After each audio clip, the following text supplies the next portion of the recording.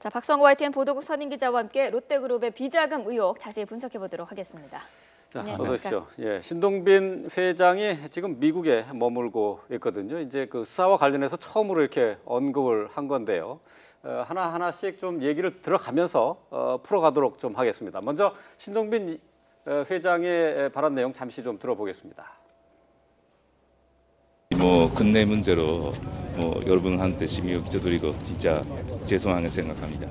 그룹뿐 아니라 계열사 전반에 대해서 전방위 수사가 펼쳐지고 있는데 이에 대해서 어떻게 생각을 하시는지? 책임 느끼고 다 모든 회사한테 협조하도록 이야기하고 있습니다. 네. 국민께 죄송하다는 말을 먼저 했고요. 그다음에 수사에 적극 협조하겠다 이렇게 얘기를 했습니다. 자, 이 검찰의 수사가 시작이 된 계기가 바로 지난해 있었던 형제 난 때문이다 그런 분석이 있죠. 우선 형제 난이 꼭 원인이었는지는 예. 아직까지 정확히 밝혀지지는 않죠. 예. 그러나 형제 난을 통해서 롯데그룹이라는 그 어떤 대기업의 면모가 하나 둘씩 드러나면서 예. 거기에 또 일본 기업이냐 아니냐로도 정체성 논란도 있고요. 그래서 그것이 중요한 계기가 된 건 분명하고요.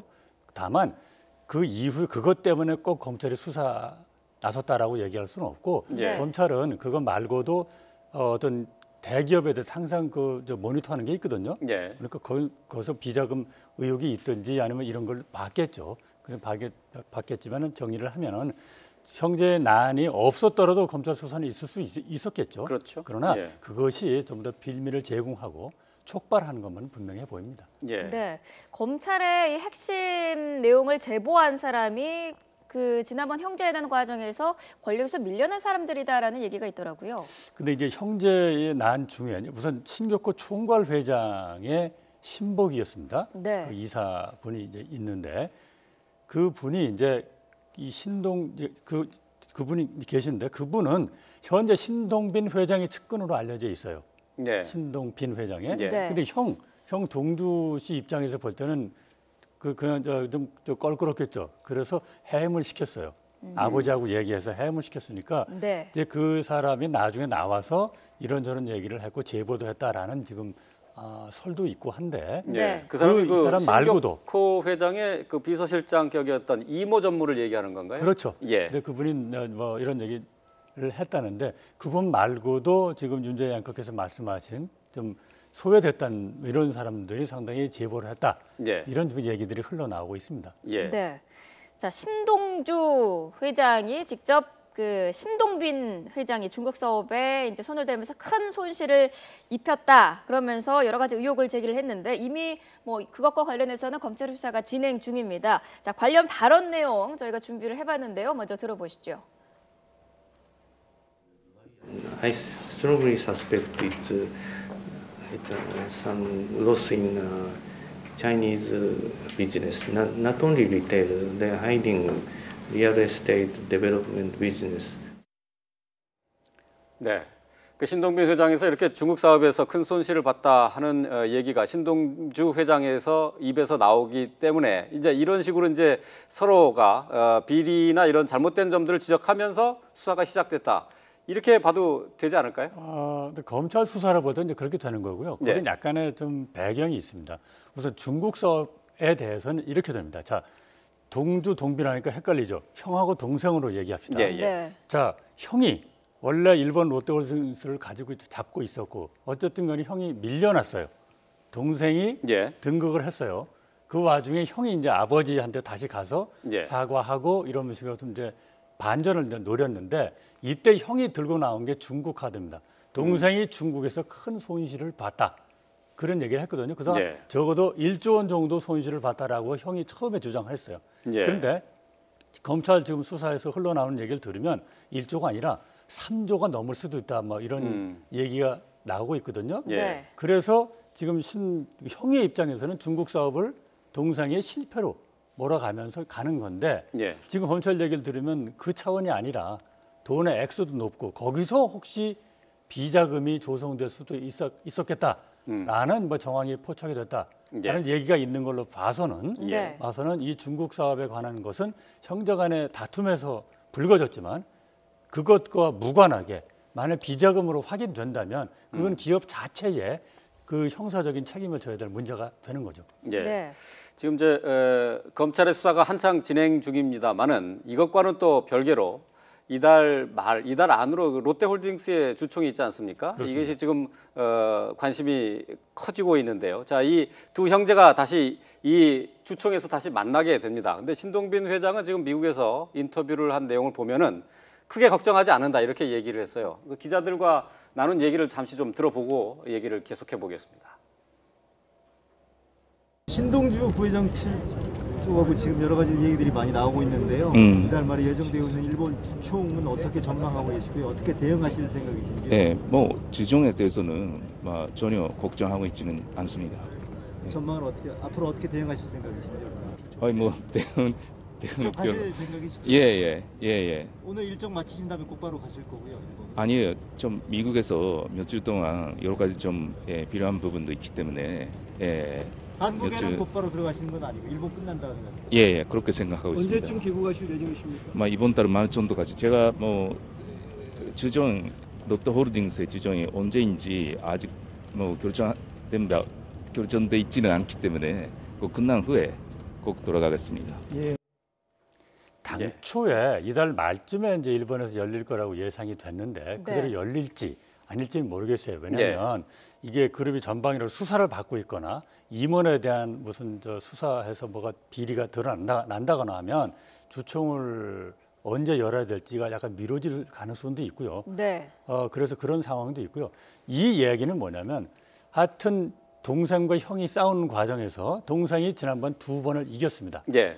쉽게 얘기해서 일본 롯데홀딩스라고 하는 회사, 이것이 일본뿐만 아니고 한국 롯데도 다 지배하고 있는 이 지배구조 정점인데 예. 그 정점에 물론 그 정점에 광연사가 있긴 하지만 실질적으로 롯데홀딩스가 정점에 있는 건데 그 정점에서 2번을 이겼어요. 예. 그런데 이번 사태를 계기로 해서 이 종업원 지주회라고 하는 한 27%를 가지고 있는 이 세력이 형과 동생에서 만약 입장을 바꾼다면 네. 판도가 달라질 수 있겠지만 현재 신동빈 회장으로서는 그쪽을 확실히 잡고 있다라는 자신감이 좀 내포도에 있어서 이런 발언이 나오지 않았나 생각을 합니다. 네. 자, 신동민 회장이 또 그 호텔 롯데 상장에 대해서도 언급을 했는데 그 부분도 다시 한번 들어보도록 하겠습니다. 호텔 롯데 상장이 무기한 연기됐고 엑시올도 아쉽게 인수를 지금 철회하셨는데 이에 대한 입장하고요. 앞으로 이제 보관을 좀 말씀해 주십시오. 산전 부분에 대해서는 무기한 연기가 아니고 연말 정도까지는 할 수 있도록 노력하겠습니다. 이거는 제가 지난번에 국회에서 국민하고의 약속한 사항이니까 꼭 산정하겠습니다. 네. 네.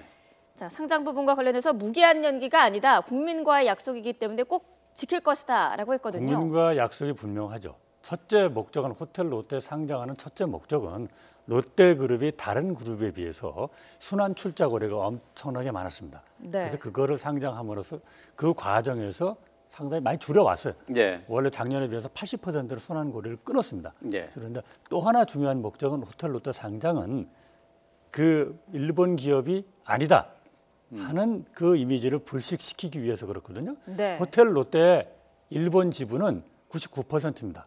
그것을 상장 이후에는 65% 수준으로 낮추려고 하는 겁니다. 예. 네. 그래서 그런 점에서 볼 때는 대국민 약속이었고 신동빈 회장으로 볼 때는 롯데그룹을 위기에서 벗어날 수 있는 아주 유용한 카드다라는 네. 생각을 하고 물론 상장을 하려면 돈이 많이 들죠.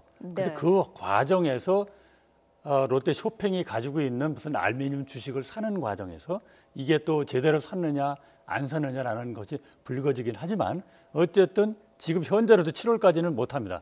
못하기 때문에 물리적으로 안 되기 때문에 네. 연내는 하겠다라는 밝혔는데 그것은 수사가 어떻게 되느냐 정말로 비자금이 조성이 되느냐 그런 거에 따라서 얼마든지 유동적이 될 수 있다라는 생각을 해볼 수 있습니다. 네. 자, 호텔 롯데의 상장에 이렇게 그 경제의 관심이 높은 것은 바로 그 호텔 롯데그룹의 구조에서 지배 구조의 정점에 있다 이렇게 봐야 되는 것 아닙니까? 그렇기 때문에 한국 내에 지금 롯데그룹 계열사가 90개가 넘습니다. 예. 거기에 호텔 롯데가 정점에 있습니다. 예.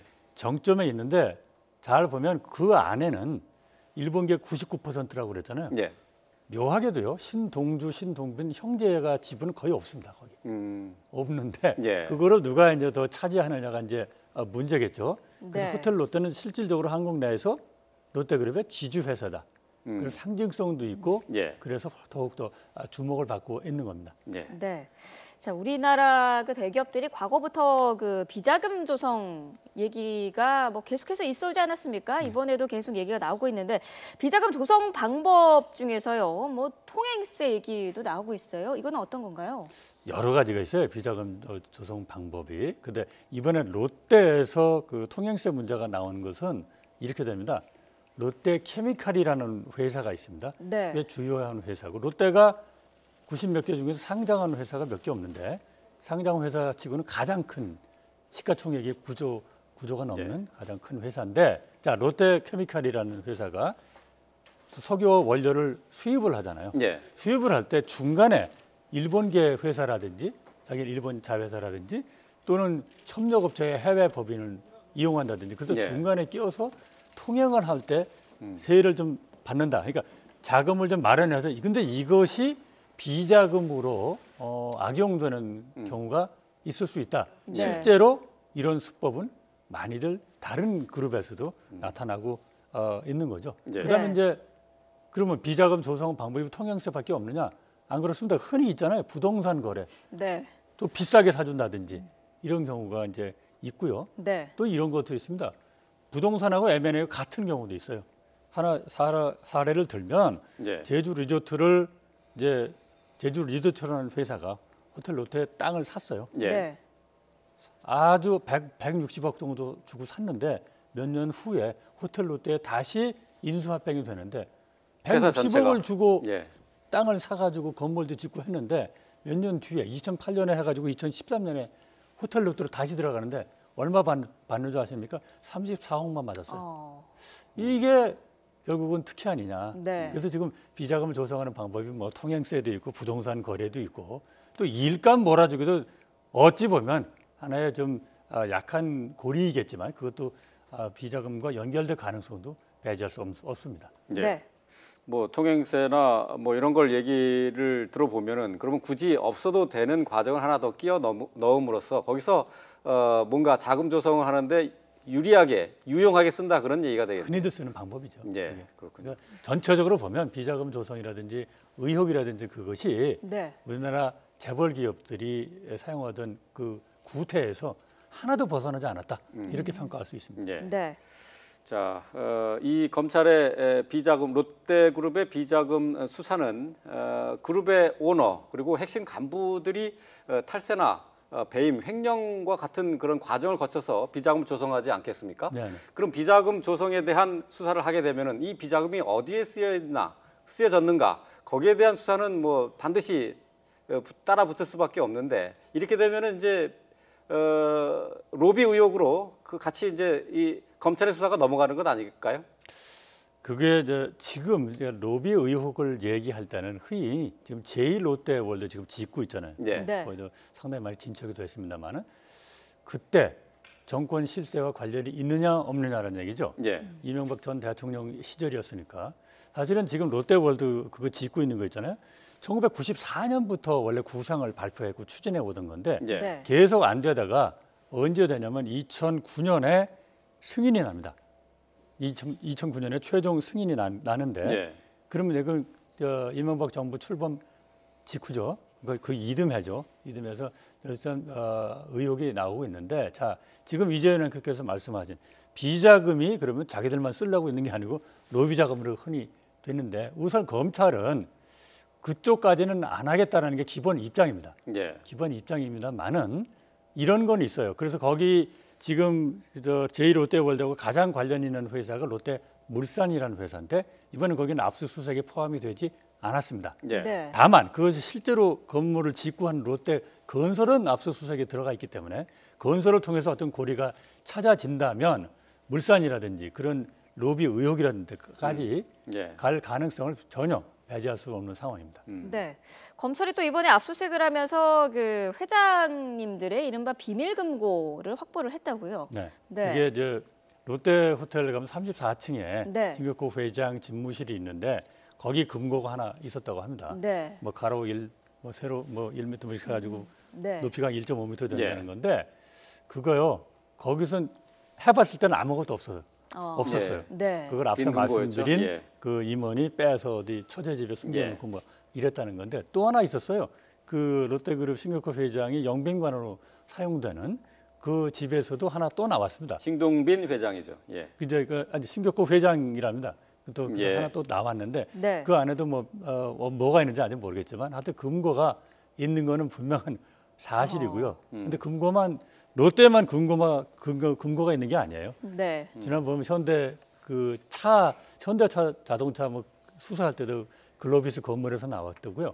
CJ 본사 압수수색할 때도 비밀의 방도 있었다고 해요. 네. 정말 영화 같은 장면이 정말 있다고 합니다. 네. 그래서 그것이 현금도 쌓아놓고 뭐 몇십억이랍니다. 그게 현금도 쌓아놓고 뭐 다른 유가증권도 있다고 하는데 제가 이렇게 얘기를 들어보면 현금을 그렇게 많이 쌓아놓는 이유를 저는 잘 모르겠어요. 사실 네. 모르겠지만 그게 좀 아주 투명하거나 예. 정상적인 거래 같지는 않아 보입니다. 예. 네. 대부분의 대기업, 큰 기업에서는 금고는 한두 개씩 가지고 있다고 봐야 되겠죠? 뭐 글쎄요. 뭐 제가 뭐 확인 안 했습니다만 예. 뭐 금고가 뭐 좋은 목적의 금고가 있을 수도 있겠죠. 예. 근데 네. 대개 보면 거기 만 원짜리가 뭐 1만 원짜리를 1억 원을 만들어서 그런 다발이 있다든지 예. 뭐 실제로 있답니다. 5만 원권도 뭐 있고요. 그래서 그 뭔가 좀 석연치 않죠. 예. 네. 예, 롯데그룹에 대한 검찰의 전방위 수사가 가속화하고 있습니다. 그 롯데 수사와 관련해서 신동빈 회장이 지금 미국에 있는데 신동빈 회장이 이달 말까지 귀국한다는 얘기, 기자들과 만나서 했던 얘기들을 중심으로 해서 오늘 얘기를 풀어봤습니다. 박성호 YTN 보도국 선임 기자였습니다. 말씀 잘 들었습니다. 고맙습니다.